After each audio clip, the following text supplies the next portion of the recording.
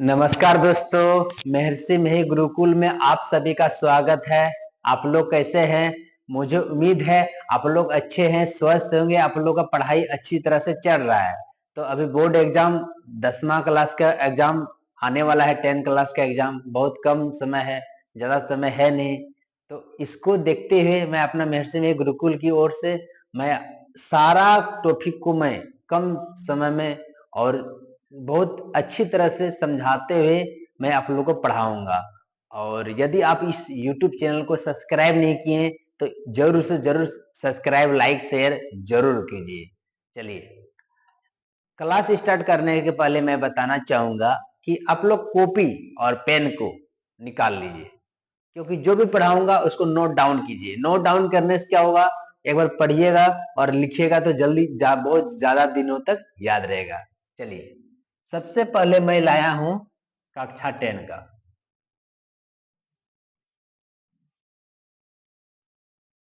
कक्षा 10 का कक्षा 10 का लाया हूं, फिजिक्स लाया हूं, मतलब भौतिकी विज्ञान लाया हूं।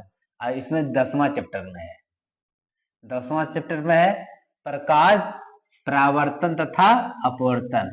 ये वाला कक्षा लाया हूं, याद रखिएगा, प्रकाश, परावर्तन तथा अपवर्तन। चलिए, प्रकाश।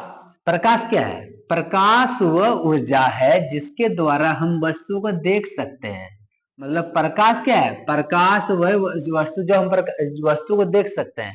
आप मुझे देख रहे हैं, किसके वजह से देख रहे हैं? प्रकाश की वजह से।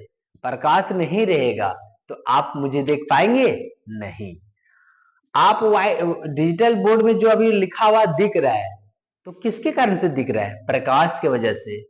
प्रकाश नहीं रहेगा तो क्या आप प्रकाश को लिखा हुआ चीज को आप देख पाएंगे? नहीं देख पाएंगे। तो मुझे उम्मीद है प्रकाश में मुझे उम्मीद है आप लोग समझ गए होंगे प्रकाश के बारे में। चलिए, अब प्रकाश के गुण के बारे में बोला।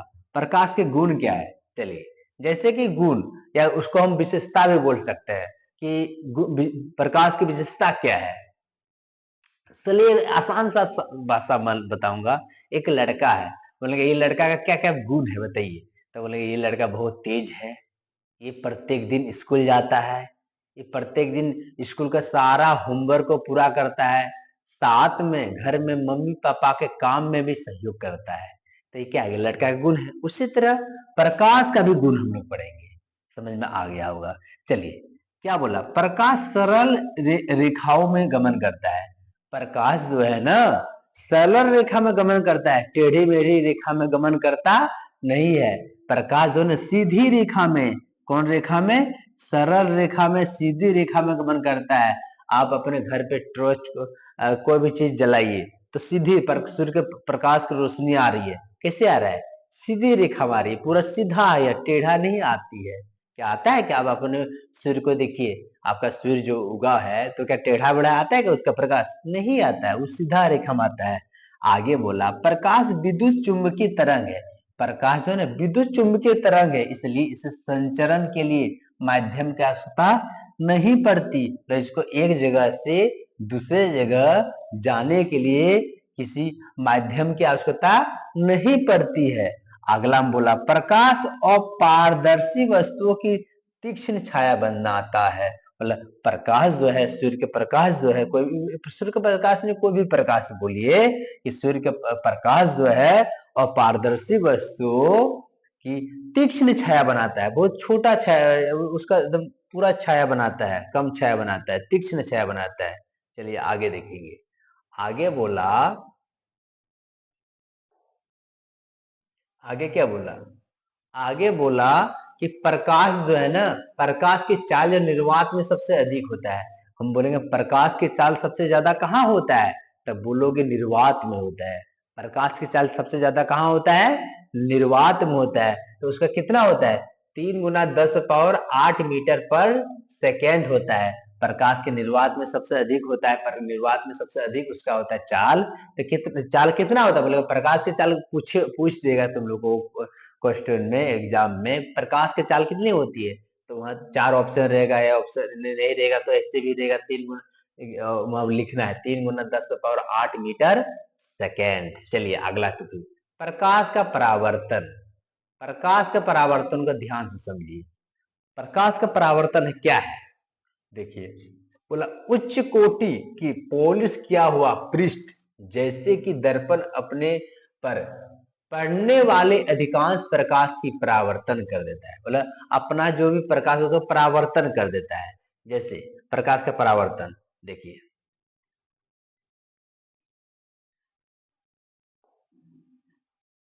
देखिए प्रकाश आया, परावर्तन क्या है? नहीं, यही परावर्तन है। मतलब यहाँ पे आपतित किरण हुआ, फिर परावर्तित किरण हो गया, यही है परावर्तन। जो हम लोग ऊपर में पढ़े ना, प्रकाश का परावर्तन, यही प्रकाश का परावर्तन है। प्रकाश के परावर्तन का नियम अब पढ़ लेंगे। प्रकाश के परावर्तन का नियम, प्रकाश के परावर्तन का नियम क्या है? प्रकाश के परावर्तन का नियम, तो प्रकाश का परावर्तन के नियम जो है, मतलब आपतन कोण परावर्तन कोण के बराबर होता है। देखिए आपतन कोण, आप देखिए यहाँ पर जो आपतित किरण ये एक ले लिए, अब जो आप जो ले लिए लेंस ले लिए, ठीक है। अब ये जो लेंस ले लिए किसी इसी में हम आपतित करवाएंगे, प्रकाश को आपतित करवा दिए, ये आपतित के फिर परावर्तित हो गया, परावर्तित हुआ ना, हुआ परावर्तित किरण हो गया, फिर आपतित किरण करवाए, फिर परावर्तित हो गया, परावर्तित हुआ नहीं हुआ? हाँ हो गया। अब बोला आपतन कोण परावर्तन को, इसका जो कोण बना, देखिए यहाँ एक तो कोण बना, देखिए हम ऊपर में कर कर दिखा रहे हैं, ये एक तो यहाँ कोण बना, एक तो यहाँ कोण बना, तो दोनों बराबर है, बड़ा छोटा है, बराबर ही है ना, वही तो बड़ा बराबर होता है। मतलब आपतन कोण और परावर्तन कोण का मान कितना क्या होता है? बराबर होता है। अगला बोला आपतित किरण जो है ना, दर्पण के आपतन बिंदु पर अभिलंब तथा परावर्तित किरण सभी एक ही तल में होते हैं। बोला आपतन किरण, आपतित किरण, देखिए आपतित किरण आ गया, बोले हाँ चलिए। दर्पण के आपतन बिंदु, दर्पण जो है शीशा जो है, शीशा का आपतन बिंदु ये है ना, चलिए आपतन बिंदु, आपतन बिंदु पर अभिलंब, जो अभिलंब में खींच दिए, अभिलंब में खींच दिए, ये अभिलंब है। और जो परावर्तित किरण, जो परावर्तित हुआ, परावर्तित जो आपतित हुआ, परावर्तित हुआ, सभी जो है ना एक ही तल में, देखिए एक ही तल में है ना, देखिए एक ही तल में है नहीं, बोलिए एक ही तल में है ना, एक ही तल में है कि नहीं है बताइए? एक ही तल में है, कोई दिक्कत इसमें? प्रकाश के परावर्तन के नियम में हम, मुझे उम्मीद है आप लोग को दिक्कत हुआ होगा नहीं। चलिए यदि दिक्कत हो तो कोई समझ में नहीं आता, आप कमेंट करके जरूर पूछिए। चलिए अगला क्वेश्चन में जा रहा हूं। अगला में प्रतिबिंब बोला, अगला में क्या बोला? प्रतिबिंब।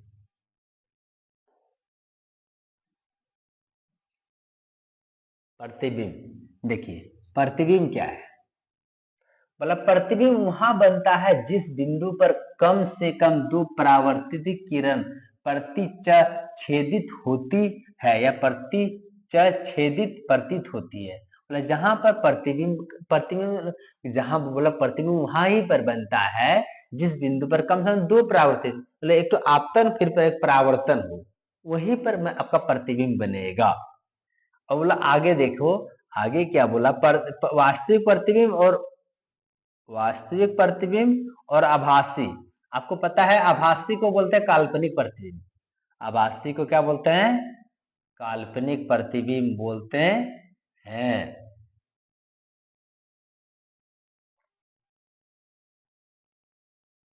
हाँ, वास्तविक प्रतिबिंब और काल्पनिक प्रतिबिंब। तो वास्तविक प्रतिबिंब पूछ सकता है, वास्तविक प्रतिबिंब तथा आभासी प्रतिबिंब, आभासी का दूसरा नाम है काल्पनिक प्रतिबिंब, क्या अंतर है? हाँ, क्वेश्चन पूछ सकता है। अच्छा क्वेश्चन है, इसलिए याद रख कीजिएगा, रखिएगा, भूलिएगा नहीं। मतलब यह तब बनता है जब प्रकाश की किरणें वास्तव में प्रतिच्छेदित होती है। मतलब जब यह वास्तविक प्रतिबिंब तो उसी समय बनता है जब प्रकाश की किरणें ना वास्तव में प्रतिच्छेदित करता है। यह बोला आभासी प्रतिबिंब में, काल्पनिक प्रतिबिंब में यह तब बनता है जब प्रकाश की किरणें प्रतिच्छेदित होती, प्रतीत होता है, या प्रतीच होता है, लेकिन यहाँ पर दिखाई, यहाँ होता नहीं है, यहाँ पर होता है, यहाँ होता हुआ दिखाई देता है, यहाँ पर होता है, यहाँ पर होता नहीं है, पर प्रतीत होता है कि हाँ चलो हो रहा है यहाँ। लेकिन इसमें बोला वास्तविक प्रतिबिंब, इसे पर्दे पर प्राप्त कर सकते हैं। मतलब वास्तविक प्रतिबिंब आप वस्तु को पर्दे पर देख सकते हैं परावर्तित करने के बाद, लेकिन इसे पर्दे पर प्राप्त नहीं कर सकते हैं। आभासी काल्पनिक सोचिए, काल्पनिक मतलब सोचना, आप कुछ कल्पना कर लीजिए कि मैं अमीर आदमी बन गए, क्या बात, अमीर आदमी बन जाइएगा क्या? नहीं है, बन जाइएगा ना, आप कल्पना किए हैं, आभास किए हैं, हाँ आभास किए, तो सर इसमें बनता नहीं है, इसमें पर्दे पर प्राप्त कर सकते नहीं है। तीसरा नंबर, वास्तविक प्रतिबिंब उल्टा बनता है। वास्तविक प्रतिबिंब कैसे बनता है? उल्टा बनता है, लेकिन आभासी प्रतिबिंब सीधा बनता है, उल्टा बनता नहीं है। मुझे उम्मीद है आप लोग को वास्तविक प्रतिबिंब और आभासी प्रतिबिंब या काल्पनिक प्रतिबिंब समझ में आ गया होगा। चलिए हम लोग आगे चल दिए, यदि समझ में नहीं आया तो आप जरूर कमेंट करके हमको पूछिएगा, जरूर बताने का प्रयास मैं करूंगा। तो कमेंट में अब मेरा नंबर है, मेरे नंबर से भी पूछ सकते हैं, कोई दिक्कत नहीं है। आगे देखिए, आगे बोला समतल दर्पण द्वारा प्राप्त प्रतिबिंब, समतल ही समतल दर्पण है, सिंपल समतल दर्पण है। ये बोला समतल दर्पण द्वारा प्राप्त प्रतिबिंब, इसमें बोला समतल दर्पण द्वारा कैसे प्रतिबिंब बनेगा। देखिए इसमें मैं डायरेक्ट यहीं पर बताता हूँ, समतल दर्पण में प्रतिबिंब कैसे बनता है। समतल दर्पण में प्रतिबिंब बोला आभासी और सीधा होता है। समतल दर्पण में ना आभासी बनेगा या सीधा बनेगा, बोलेगा समतल दर्पण में कैसा बनता है, तो बोलना आभासी बनता है और सीधा बनता है। बोला प्रतिबिंब का जो आकार ना वस्तु के आकार के बराबर होता है। बोलेगा समतल दर्पण का आकार, समतल दर्पण में वस्तु का आकार कैसा बनता है, तो बोला समतल दर्पण में वस्तु का आकार जो है ना, वस्तु के आकार के बराबर ही होता है। वस्तु का आकार के बड़ा भी नहीं होता है और वस्तु का आकार के छोटा भी नहीं होता है, एकदम बराबर होता है। अगला नंबर, प्रतिबिंब दर्पण के उतने ही पीछे बनता है। बोला प्रतिबिंब जो है, जो फोटो समझिए, फोटो जो है, प्रतिबिंब जो है दर्पण के उतने ही पीछे बनता है जितने वस्तु के दर्पण के दूरी होती है। मतलब दर्पण से जितनी दूर पर है दर्पण है, दर्पण के जितने दूर पर वस्तु है उतनी दूर पर उसका प्रतिबिंब भी बनेगा। नजदीक रहेगा तो नजदीक बनेगा, और दूर में रहेगा तो दूर में प्रतिबिंब बनेगा। यही ये बोल रहा है। माना कि यह वस्तु है, अब वस्तु से यहाँ पर यहाँ ये दर्पण है, वस्तु यहाँ पे उसका प्रतिबिंब दूर पे बनेगा ना, नजदीक रहेगा तो इसका भी नजदीक बनेगा। हाँ चलिए आगे बढ़ा, प्रतिबिंब जो है ना पार्श्व परिवर्तन होता है, उसका पार्श्व परिवर्तन हो जाता है प्रतिबिंब। पार्श्व परिवर्तन है क्या, बोले इसमें वस्तु का दायां भाग बायां प्रतीत होता है। पार्श्व परिवर्तन में बोला इसमें वस्तु का जो दायां भाग है ना, दायां भाग बायां प्रतीत होता है और बायां भाग दायां, बायां भाग दायां में उल्टा। पार्श्व परिवर्तन मतलब उल्टा समझिए, पार्श्व परिवर्तन मतलब क्या होता है, उल्टा। मतलब इसमें वस्तु का दायां भाग बायां दिखाई देता है और बायां भाग दायां दिखाई देता है, मतलब उल्टा दिखाई देता है। क्या दिखाई देता है, उल्टा। गोलीय दर्पण क्या है, गोलीय दर्पण, गोलीय मतलब गोल, गोलीय मतलब गोल। तरह परिभाषा देख लेता हूं। गोलीय दर्पण का परावर्तक तल अंदर की ओर तथा बाहर की ओर वक्रित, गोलीय दर्पण वक्रित हो, क्या हो, मतलब गोलीय दर्पण में, गोलीय दर्पण का परावर्तक तल और अंदर की तल ना बाहर की ओर वक्रित हो, मतलब ये गोलीय दर्पण, तो गोल गोल बना दीजिए, जो गोलीय दर्पण हो गया।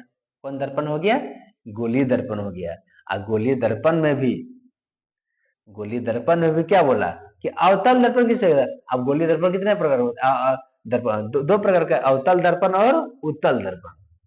दर्पण कितने प्रकार का होता है, दो प्रकार का, एक उत्तल दर्पण और एक अवतल दर्पण। तो चलिए अवतल दर्पण का परिभाषा हम लोग देख लेते हैं कि अवतल दर्पण किसे कहते हैं, पूछ सकता है।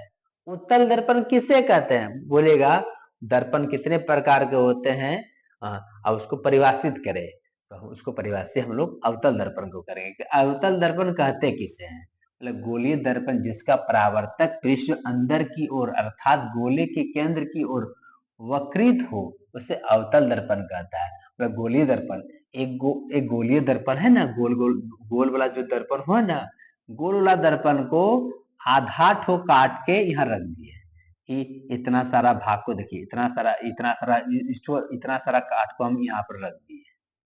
हाँ, तो इधर से पेंट कर दिए, क्या कर दिए, पेंट कर दिए। तो ये क्या है, अवतल दर्पण है। कौन सा दर्पण है, अवतल दर्पण है। अब बोला देखो यहाँ परिभाषा में बोला अंदर की ओर अर्थात गोले की केंद्र की ओर वक्रित हो, वक्र टाइप का है नहीं, बताइए, है ना, तो उसी को हम लोग बोलते हैं अवतल दर्पण। लेकिन इसमें उत्तल उत्तल दर्पण फिर अलग परिभाषा है। उत्तल दर्पण बोला आपका, उत्तल दर्पण में क्या बोला, उत्तल दर्पण बोला इसमें भी उस गोला का गोलीय दर्पण का ही टुकड़ा है। बोला गोलीय दर्पण जिसका परावर्तक पृष्ठ बाहर की ओर वक्रित हो, इसमें बाहर की ओर वक्रित, देखिए बाहर की ओर है ना, उसमें उत्तल दर्पण कहलाता है। देखिए इससे ये जो उत्तल दर्पण है यहाँ पर बनाया, हम अपने से बना देता हूँ। देखिए ये जो है ना इस तरह रहेगा और इसको अंदर की ओर पेंट किया रहेगा, किसके ओर, अंदर की ओर। इसको कौन उत्तल दर्पण कहते हैं। कौन सा दर्पण कहते हैं, उत्तल दर्पण। याद रखिएगा, नोट कीजिएगा, उसको बार बार पढ़िएगा, अपने याद हो जाएगा सारा। आसान धीरे धीरे पढ़ना है, उसको बका के पढ़ना नहीं है। ये उत्तल दर्पण का चित्र है। चलिए आगे वाला, गोलीय दर्पण में सामान्यतः प्रयुक्त होने वाले कुछ शब्द, मतलब उसको गोलीय दर्पण में, गोलीय दर्पण गोल गोल दर्पण है ना, तो देखिए ये एक तो दर्पण इधर काट के रख दिए थे, एक तो उत्तल और अवतल, इसी में दो दर्पण, दोनों को काट काट के उत्तल और अवतल को मैं आप लोग को दिखा दिए। चलिए मतलब गोलीय दर्पण में प्रयुक्त होने वाला कुछ शब्द है, जैसे कि ध्रुव किसे कहते हैं, मुख अक्ष किसे कहते हैं, एक बार परिभाषा बता देता हूं सबका, उसके बाद सारा परिभाषा की, जैसे कि ध्रुव किसे कहते हैं, मुख्य अक्ष किसे कहते हैं, वक्रता केंद्र किसे कहते हैं, वक्रता केंद्र किसे कहते हैं, ये सारे किसे कहते हैं, एक बार परिभाषा पढ़ाता हो, फिर सारा बाद में एक बार सारा को एक जगह पे बना के एक ही चित्र में सारा को दिखा दूंगा कि किसको क्या कहते हैं। ध्यान से सुनिएगा। बोला ध्रुव, ध्रुव में बोला